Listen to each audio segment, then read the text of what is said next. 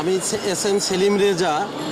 তো আধারে আলো প্রতিবন্ধী কল্যাণ সংস্থা আমার এখানে দুইটা পার্ট, একটা সংস্থা একটা স্কুল পার্ট নারায়ণগঞ্জ মধুগড়ে, গোদনাইল নারায়ণগঞ্জ মধুগড়ে। তো দেখা যাচ্ছে আমার এখানে প্রায় 150 জন স্টুডেন্ট আছে।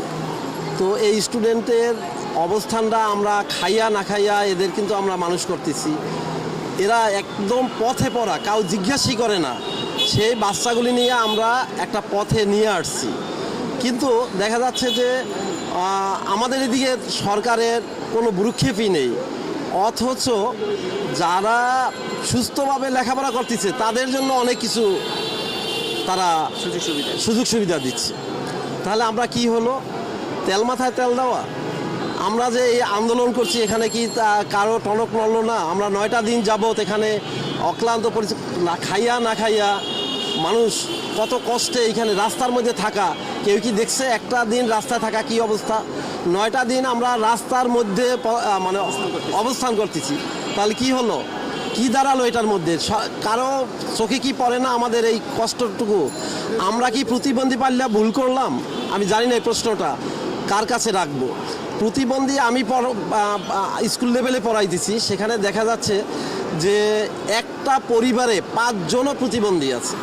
কেউই অন্ধ বা 5 জনই অন্ধ, আবার কেউ ওই কথা বলতে পারে না, আবার কারো এই একটা প্রবলেম শারীরিক প্রতিবন্ধী। তা এভাবে এরা আসলে সমাজে কিছুই করতে পারতো না, ভিক্ষা করতো। তাদের উঠাইয়া নিয়ে আমরা একটা পদক্ষেপে নিয়ে আসতেছি।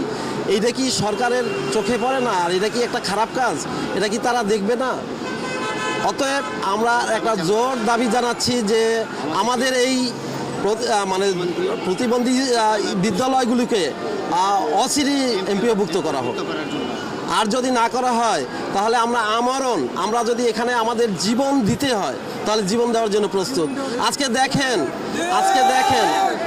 দেখেন আপনারা তাকাইয়া দেখেন যে লোকগুলি কোথাও কোনো প্রতিবন্ধীদের যদি একবার দেখাইতে পারতাম, আর যারা আপনারা উপর লেভেলে আছেন, যারা এই কাজগুলি করে দিতে পারেন, তাদেরকে ওই প্রতিবন্ধী থাকলে এইরকম তারা বুঝতে পারতেন আসলে যে এদের অবস্থানটা কোথায় যাইয়া দাঁড়াতো, কত কষ্ট এদের জীবনটা কত কষ্ট।